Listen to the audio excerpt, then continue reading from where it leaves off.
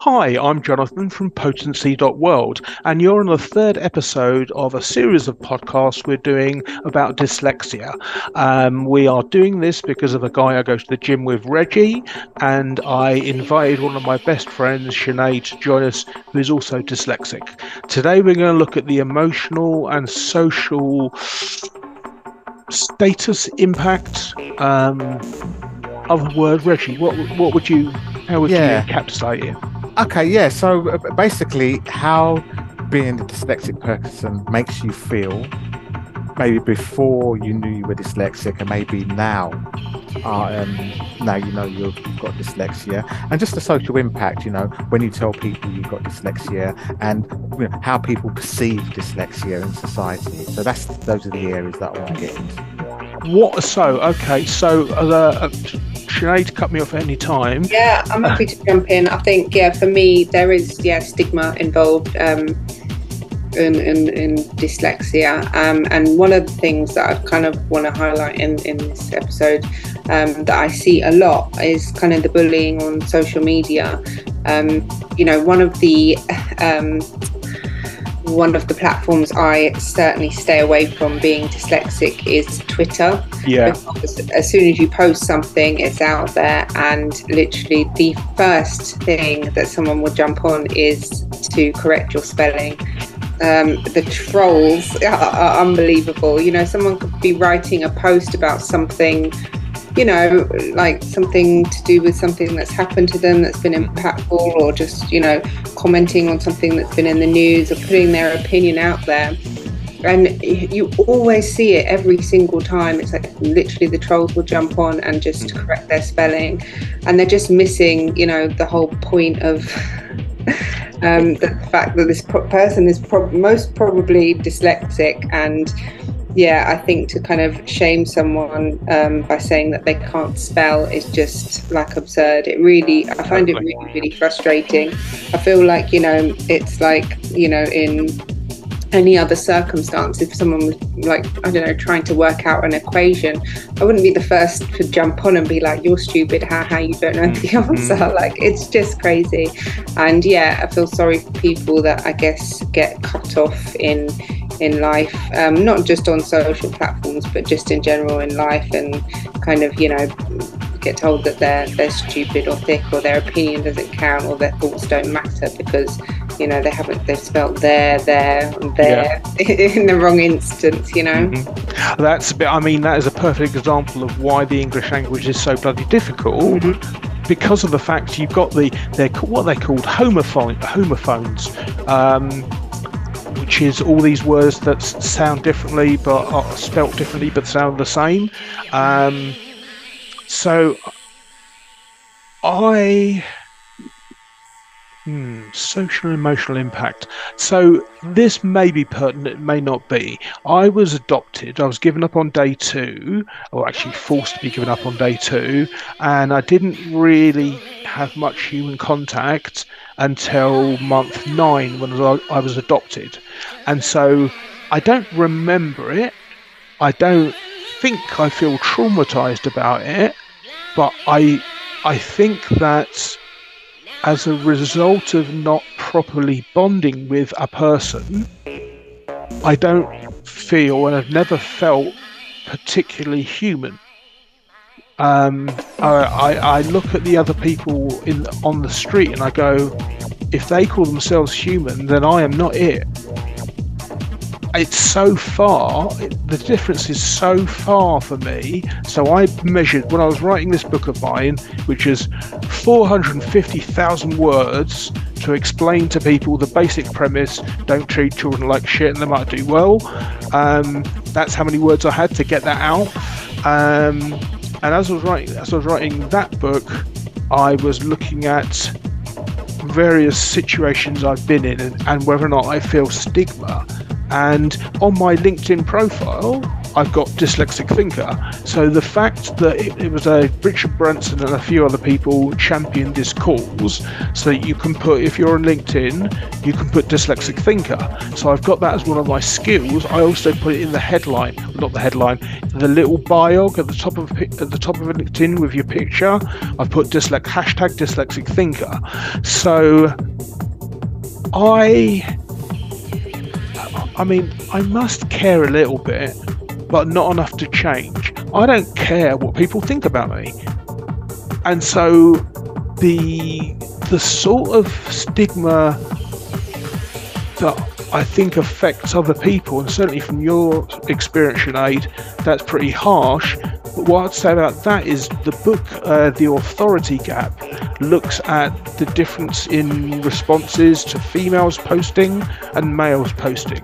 And essentially, if you think about the last US election where Hillary was trying to get in, and she had a kind of fall getting into a car, and everything about it was she wearing the right shoes? Was she wearing and it's just this continual drip of essentially misogyny.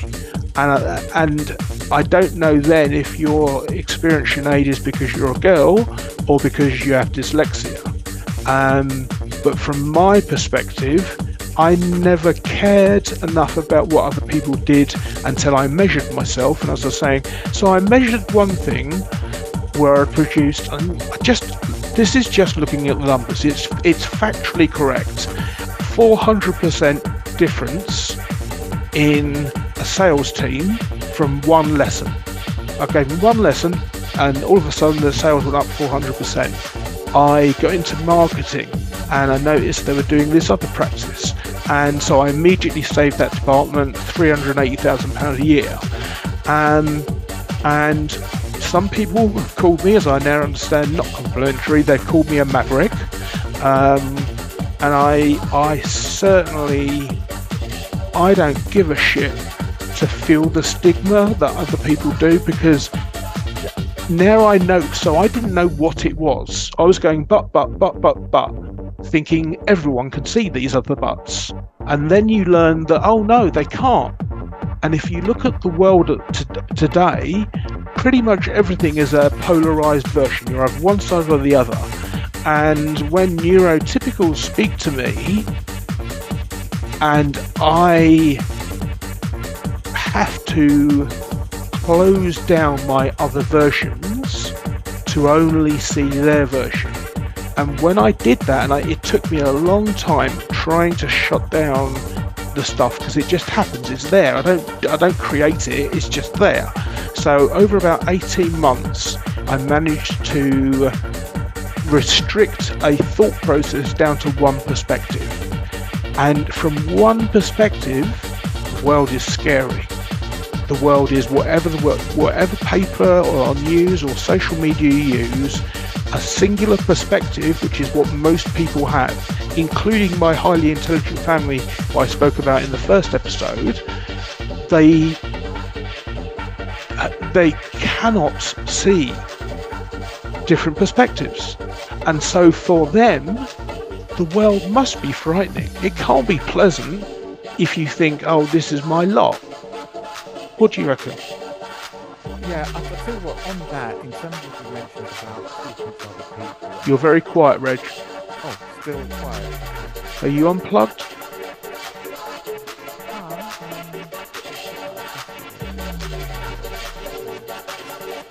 Is that better? Yeah, go for it. That's better. Cool. Yeah. Okay, cool. Okay, yeah, so you mentioned about, I don't know, it sounded like, I don't want to use the term, that's the only word term I can think of, it's kind of dumbing down, or trying to go, yeah, it's not a right term, but that's the only term I can use, in order to talk to other neurotypical people. Is that what you were trying to say? So you could really be in their space without sort of like upsetting them, kind of. Yeah. Okay, got it. But that's hard work. That's very, very hard work. And I think that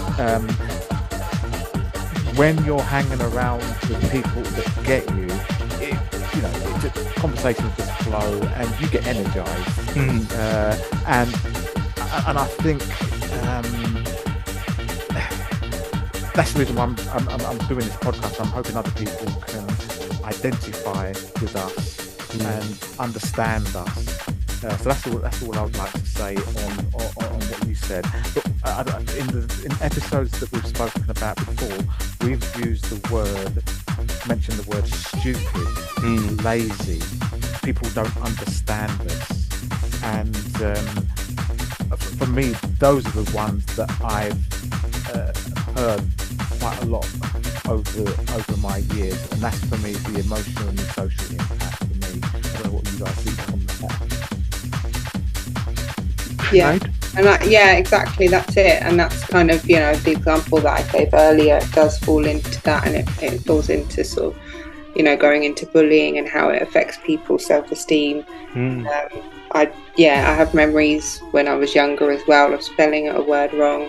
I can't remember the exact what word that I wrote, but I think I wrote hoping or something, and someone said I'd written hopping. I don't know. It was something like that, and I'd written it outside, and people kind of were picking up on it and making fun of me because of it, and things like that sort of stay with you, and that's kind of a similar situation to what I see online nowadays. What? Sorry. Yeah, no, that's it really. So it's just breaking down that stigma, and for people to see that when you're kind of pointing out someone's spelling error, how think about maybe how that could affect their self-esteem, and really you're essentially kind of bullying someone for something that they can't help, they have no control over. I was given I only really started social media, LinkedIn, when I joined this company, and I was doing posts because with COVID there was very little else you could do, and I got picked up on spelling, so it's very, very, very, very, very good. Get the Grammarly extension for your browser. So I have Grammarly installed. I use 4 different browsers. I used Brave, Firefox, Opera and Google Chrome. There's about 20 tabs on each of those, and you can install Grammarly to it. And Grammarly is so good that by the time you get to the end of the line you're writing, it's telling you the things you've made a mistake on. Just underlines them. You go, oh, go back, gives you the right option, you go click. So, and because someone had pointed out my posts, the spelling wasn't right. So, but the guy who pointed it out and gave me the Grammarly tip was great at the time, but he uses too much cocaine, so we don't speak to each other anymore. But the difference in, I think the difference in social impact, emotional impact, is that since I've started using Grammarly, I don't make any mistakes. And so from an outsider's point of view, this guy's just a normal guy. So I mean that was a game changer for me. Do any of you use it? Anyone? Well, I don't. Sorry, go on, Reggie. No, I just say when I got diagnosed at work, they've offered me Grammarly and Dragon. What are you using? You're using the Dragon, aren't you? Well, you're talking to Sinead. No, you. Sorry, they've offered it to me. It's a paid thing, so I've got to get it approved and stuff like that. So that's what they're offering. Yeah, so that will help me. Honestly, but it's free as a browser extension. So what browser are you using, Reggie? We use Chrome at work. Chrome. So you just go to the Chrome extensions, start typing Gram, so GRAMM, and by that you'll get it come up, even if you do that much of a search. And so it's free for browsers. Okay. Yeah. So Sinead, same thing. What browser do you use? Chrome? Yes, yeah. Yeah. So the extension for Chrome is really, really good. And it's free again. So basically, in terms of your social media, you need not make mistakes anymore. I've used it since end of 2020. I don't know if it's the same, but like certainly in Word, one of the spell check and things like that, one of the issues that I often do face is that a word can be spelt correctly, but it's the wrong word, so it doesn't pick up on things. Yeah. There's difficulty there because I don't know how to spell it. It's like it doesn't look wrong. Do you know what I mean? It doesn't look wrong to me, or it doesn't stand out, and obviously it's not picked up on because it's spelled correctly. But I don't know. I haven't used Grammarly, so I don't know if it is the same. Give it a whirl. Because it is a free extension, so you don't have to do this. But if you were to type a load of text for a post, and then it will tell you all the cues, and then copy paste that and put it in Word, just as a way of checking. But what I was saying, I think earlier, is that so I learnt this technique for visual spelling, and I went from it. So I've been using it actively for 3 years. And I literally cut my error rate down I cut it by about 85 to 90%. There are some words I still can't spell diarrhea. I don't know why I'd want to spell it, but I can't spell diarrhea. There are some words that are just beyond me. Do you get that, Sinead, Rishi? I suppose there are certain words, but I think as well, I think sometimes, I guess, if you don't need a word essentially that such as diarrhea, that you don't use very often, I think there's often the situation where, because you don't use it very often, you're never going to kind of teach yourself how to spell it. Because you kind of realise, you feel like you don't need that information in your life. I guess there's that. But yeah, I guess there are tools out there and things like that can help you along your way in your journey, and definitely kind of make your life easier. And I just want people to know that they never have to feel kind of stupid. If they make a mistake. And interestingly, actually, it's off at a complete tangent, so dyslexic, we get it. But the number of adults I see having swimming lessons. So there's a swim teacher comes to our gym pool twice a week. She does 5 or 6 hours. So she has about 10 students a week, say. Of adults that are learning to swim, and pretty much always the reason an adult would like to swim is that they never learnt it when they were young, and now they have children who want to go running into the sea and they feel frightened by it, so they're learning this skill. And leading up from what you were saying, Sinead, is because the tools are out there, what is it that's going to motivate them enough to use them? So is that a question? It's a kind of question. What is your opinion of that statement question? Yeah, I mean, I think, it will make life a lot easier for you.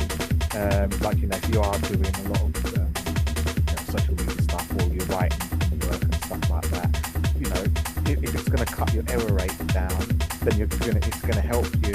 It's going to stop the people saying that, correct this, you're stupid, you're lazy, I don't understand what you're saying. It's going to stop that, so surely that's going to help you, enjoy life much better than sort of like being stressed that every time you post something, someone's going to say this is wrong and call you stupid. Makes sense. So, from an emotional point of view, because I'd never really thought about it from an emotional point of view before, I think so. We all want to support other people out there that might hear this podcast and feel that they are in some way on a spectrum, because so many people, so like Sinead was saying, and I said, and you, Reggie, said, we as dyslexics, we can pretty much tell another person with that, either they might say possibly one sentence, or it might be about the way they examine a thing, but you can spot a dyslexic anytime you like.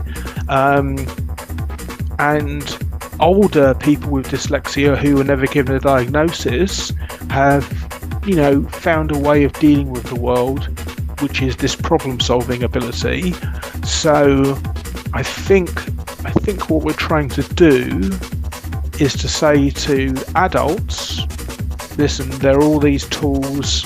If you explain to your child that, okay, use the computer because it'll help you, and if the resources are available. So again, it comes down to this what's called not requested assistance, reasonable adjustments is the phrase in the Equality Act. So if you're a parent listening to this podcast, what I'd suggest you do is ask the school about reasonable adjustments. That is the phrase from the Equality Act 2010. And a company or a school doesn't have to do anything. But if you request reasonable adjustments, they have to take your request on face value. And I suppose there are resources out there. So I have in the past myself cleared off my old laptops, reformatted them and completely cleared them, and then sold them cheaply to someone I knew. Because when I was coaching myself in schools, you see children that don't have enough stuff and things like that, or they've got holes in the bottoms of their shoes, which indicates, the fact that they don't have enough money, the family doesn't have enough money to buy new shoes. So I'd get in contact and say, listen, you can have this laptop, 100 quid or something like that. Was my attempt to facilitate in the way that you've already talked about. So ask for reasonable adjustments, definitely. In fact, I would also ask, and I don't know where you'd look, so I might talk in a minute or might let them talk in a minute while I look for it, but your local council also has to take into account what's called reasonable adjustments. So if you guys bounce that around, and I'll do a search and find out if I can find anything new. No, it's good you mentioned that, because it's not just schools. Apparently, from what I've heard, it's law. So companies have got to do that reasonable adjustment for everybody, and so that's why our company got this external company to come in and say that if someone's neurodivergent, then they need to be catered for. And that's not just people that are neurodivergent. I've also heard that if someone is going through the menopause and they need time off from work, or they might need fans because they get hot flushes, the company apparently by law now that they've got to accommodate for that. So I don't know, Sinead, if that's something that you're familiar with or aware of. It's not, but I am glad to hear that, and I think, definitely. One of the things that I think I mentioned in an earlier episode was that I kind of did have shied away from telling people at work that I'm dyslexic, and it's definitely not something I would say in an interview process or at the beginning when I do start a job. But I would say that I think we do need to shy away from doing that, and we do need to kind of celebrate dyslexia and not worry about any sort of stigma attached to it, and hope that that with these things in place, that employers will be able to support us better, and school children of school age as well, that the education sector will be able to support dyslexics better moving forward. Yeah, it's funny you should say that, because I don't mention it at work. I've only mentioned it to my manager and HR knows that I've got dyslexia, so I don't mention it to any of my colleagues. it's funny, before I jumped onto the podcast, I spoke to my daughter and found out, just to get a quick history of her, and she actually says that when she goes for interviews now, she actually mentions it and sends them the report. Wow. So, you know, that's totally different from way we're thinking to the way that she's been brought up and stuff like that. So when I heard that, I thought, wow, you know, that's really good. I'm really so good. pleased to hear that, and I hope that is a generational thing, because you know it's just things like that that do break down barriers, stigma and stuff like that. So I did a search for council requirements for reasonable adjustments. So when must a public authority make reasonable adjustments? Question mark. A public authority has a duty to make reasonable adjustments if you're disadvantaged by something because of your disability, and it's reasonable changes to make reasonable changes to remove the disadvantage.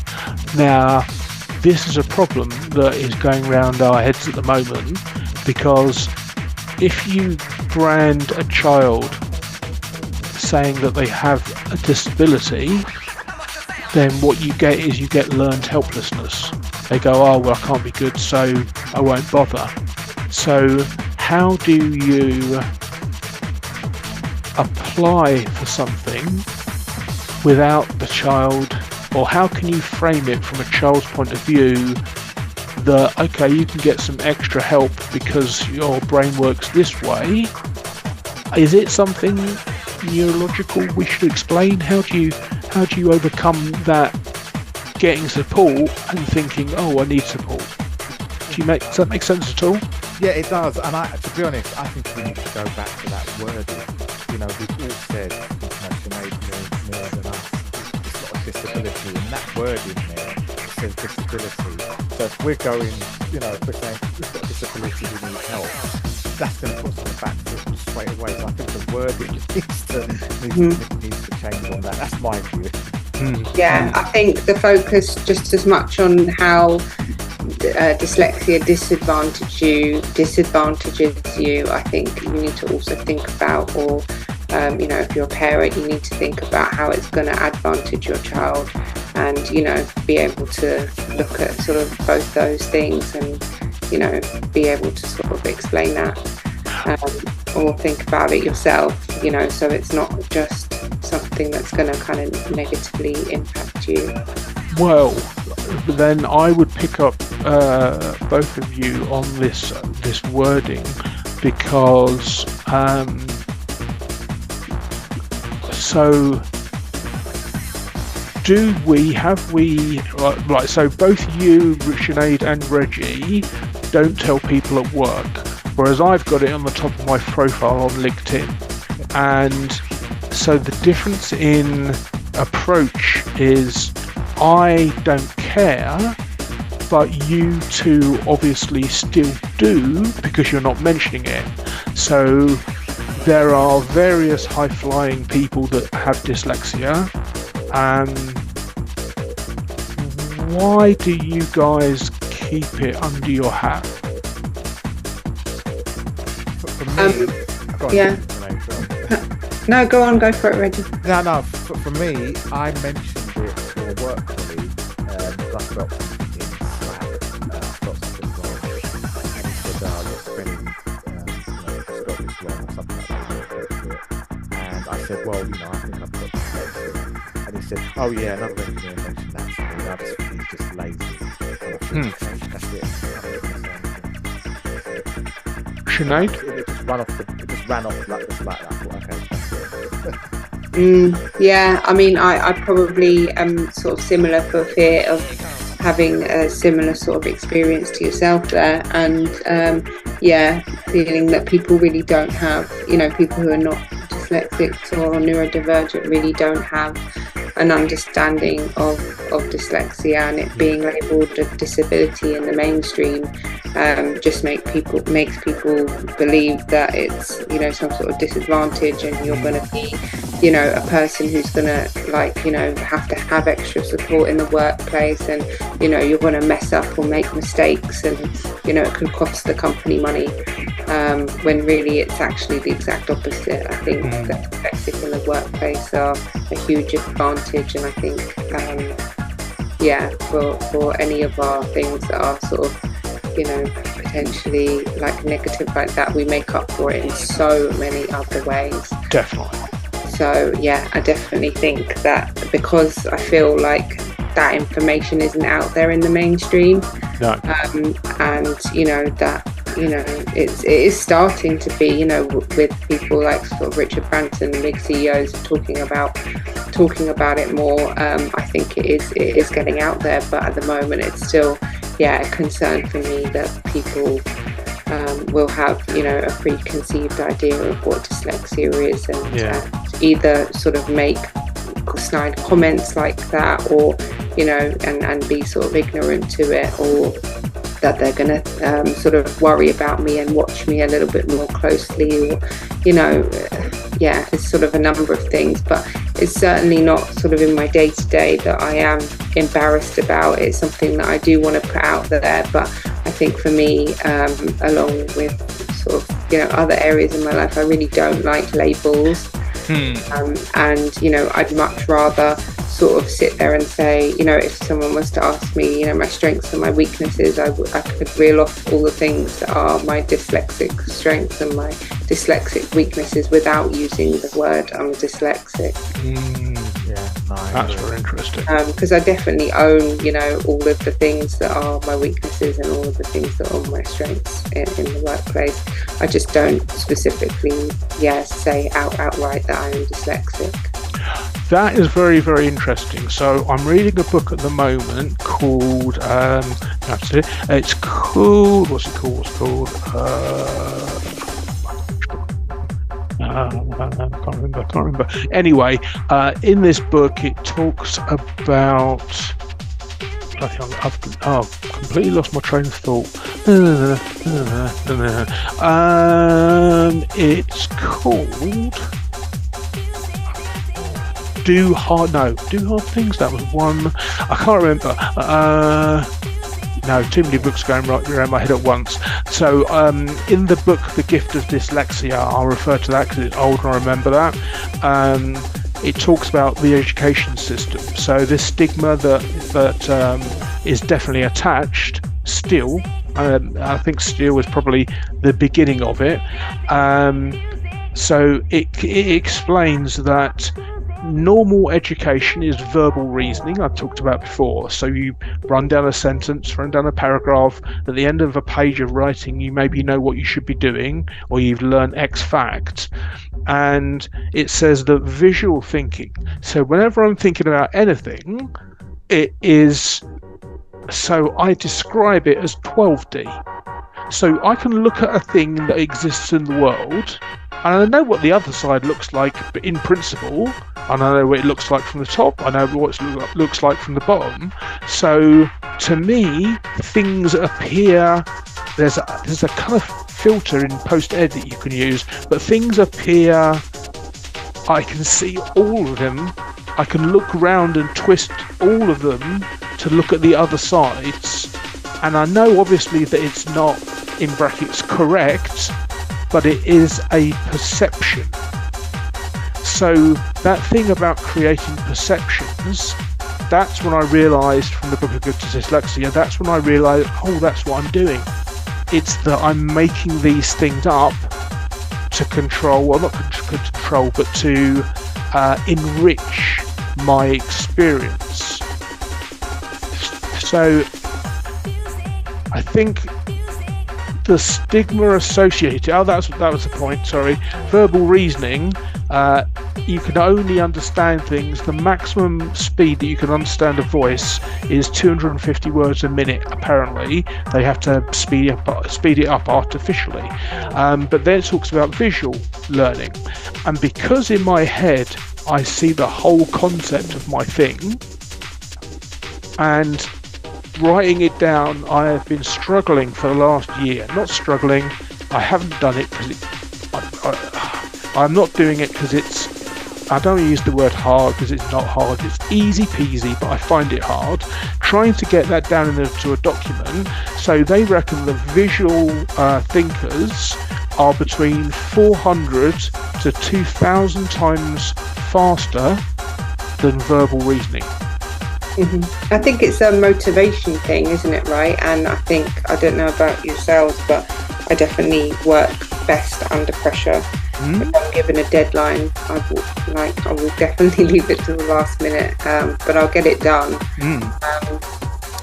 I think a lot of it sometimes is struggling with motivation. No, I'll say the opposite. Yeah, I'll say I'm the opposite. I prefer to try and do piecemeal and get most of it done before the deadline. It's just less stressful for me. Yeah. I think maybe that's just like me as a person, but under pressure, and I can take on sort of huge amounts of work compared to my colleagues. That was the book I was thinking of. So there's a book called Mistakes Were Made, brackets, but not by me, and it looks at the fact that humans have this thing. So basically, the internal narrative, whether or not you hear it or you see it, there is a story to your life. We all make up stories to our lives, and we are so bad at remembering things, this is all people, not just me, that there's one experiment where, for the sake of argument, 20 heterosexual people, men and women, went into this lab, were shown pictures, say 10 pictures each. Which one do you fancy? They go, this one, this one, this one. They pick them. They say, great, fantastic. Go out to the reception area, have a drink, have some coffee, then we'll come back and talk to you about your results. People go, okay, that's fine. They come back, and then what the researchers did was point at the picture they hadn't picked. And in the space of 5 minutes, people can be convinced of the thing they didn't pick, and they will start to make up a story about why they picked it. So that is called confabulation. And it's amazing because, so one of the things that's very true of me is I pretty much always own my mistakes. And that is quite unusual. I suppose in some ways it makes you vulnerable, but this book says that it's a problem that we cannot get out of because of confirmation bias. Once we believe a certain thing, we go down that path, and everything we see supports our belief, even though it could be, the complete opposite. They'll go, oh yeah, well that's proof of my thing. So I think I'm very happy to own my accidents and mistakes, but they don't happen that often. What about you, Sinead? Do you own up, or do you try and fix? I would say I try and do both, really. I mean, I'm not really opposed to, obviously. I do feel like a great sense of I feel overwhelmed when I make a mistake. But I'm not sure if that is to do with dyslexia or my anxiety. But I definitely I don't feel comfortable making a mistake and do feel like quite anxious about it. But I think that I'm not opposed to owning up to my mistakes. I definitely wouldn't. I don't think I'm sort of the type of person that would cover things up. Right. I think I'm aware that I'm happy to fix things.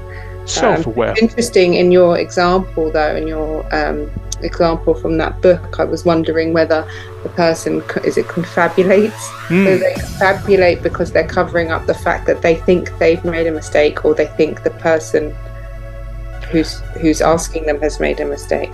Basically, we don't. The situation is that people cannot accept they've made a mistake. So that example with the pictures of people they fancied, they literally 5-minute break and they will make up a story about why it is something else. There's a famous study where people are asked to give people an electric shock, and there's loads and loads of research about how brains work, because I'm into it, as you might know, and most people, almost everybody, finds it incredibly difficult, well, would find it incredibly difficult to, but I'm going to use the word be honest. People aren't dishonest, but people have to live a narrative that supports them. In the story of how the life is in the head, I'm the hero of that story. And so the concept of admitting that I'm wrong is so incongruous that we suddenly start scrambling to find reasons why we're right. I always feel like if I'm not making mistakes or if I'm not failing, the way I've twisted my perception on that is that if I'm not doing those things, then I'm not trying. And I think that, I think that is true, that if you don't make mistakes and you don't fail, then you're never going to learn anything. No. So I think that is something that's important, that we have to change the kind of narrative on. And I think in school, we're kind of taught that if we fail, it's a really bad thing. Yeah. I think that stems from childhood. Yeah, for me on that, I thrive on my failures. I thrive on my mistakes, because it's the only way that I'm going to get better. And like you say, if I'm not making mistakes, it means I'm not trying. I'm not trying to push myself. I'm not trying to get better. So for me, that's through coming back to dyslexia, that's the reason why the way I am is because of my dyslexia has made me work hard, try hard. I make mistakes all the time because of my dyslexia. I spell things wrong all the time because of my dyslexia. It doesn't bother me, because I know that I'm going to just try and do better and work hard. And that's, for me, the dyslexia is something that I'm really honoured to have, because it's made me the person that I am. And at this moment in time, in fact, throughout my whole life, I'm proud of the way I am. And that's why it's ironic, because you're talking about how hard you try, and we're all talking about how we do own our mistakes and how, we learn from them and we thrive on that, and yet we think we're lazy. Yeah, exactly. It's far from it. Exactly, we're the exact opposite. Yes, there's a phrase that's famous from some person I don't remember, but the phrase is, if you don't fail, you aren't doing anything new or creative. Yeah, exactly. Yeah. Well, we have run to the end of our time for this episode, so closing statements from you guys, and then we might have another exciting guest in our future episodes. So, Sinead, do you want to give the listeners a final tip or perspective? Oh, you put me on the spot now. I think I've covered most of the things in the episodes that we've talked about so far, for my sort of tips and tricks for kind of getting through life. I think I probably at this point, for just based on this topic that we talked about today, is just be mindful of the fact that, despite maybe the stigma that is out there, or kind of the way, Jonathan's put it, the stigma that you think might be out there, then we definitely need to keep putting things out into the mainstream, keep talking about it, and making sure that people see how hard we try and passionate we are, and how much more effort that we have to go to sort of accommodate things in life, and I think that's the exact opposite of sort of being lazy, and hopefully we can break any sort of stigmas attached to that and any sort of bullying that goes on.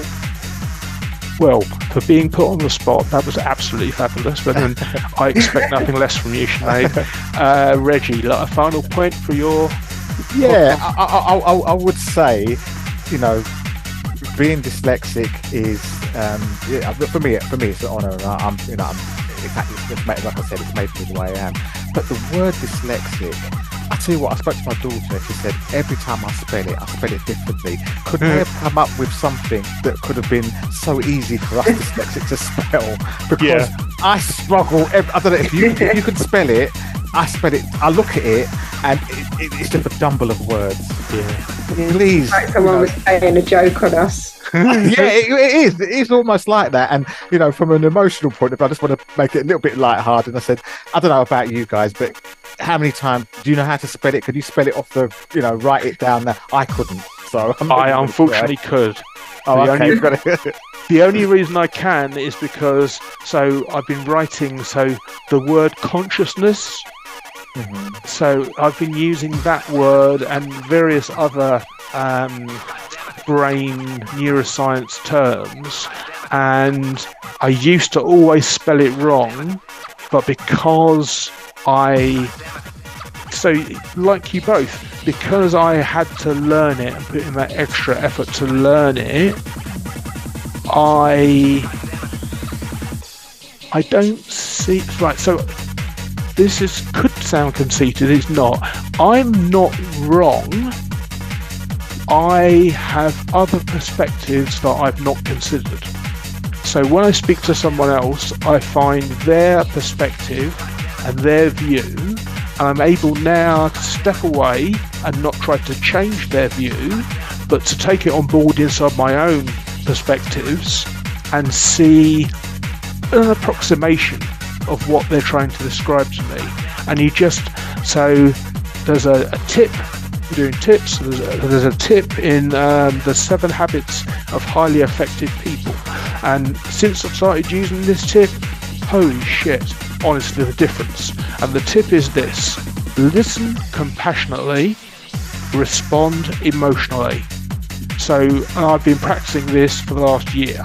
So basically, someone comes up to me and goes, "John, the situation," and I go, "I'm listening." And you make those listening noises, and you can ask a clarification question. You can show, so they're actively listening. So what you're doing is not passive. You're not on your phone. You're actually listening to the person.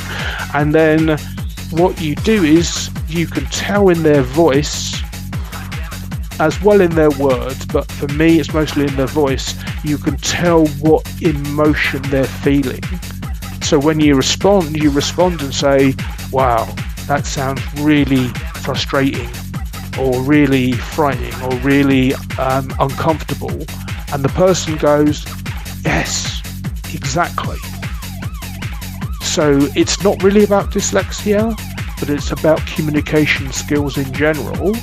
What I've learned over the last 5 years is to not interrupt people with different perspectives. I know Sinead has spoken about interrupting people, not to interrupt neurotypicals in the middle of their thing because they only have the one thing, and just acknowledge their struggle. I think that's all I can say. Right. Thank you everyone for listening to this podcast. Reggie, Sinead, you can say goodbye. Yeah, thanks. It was really great talking to you guys. Excellent. Yeah, thanks for having me. Absolutely. Thanks for being here. Okay, we'll see you in a few months with our next episodes. Take care.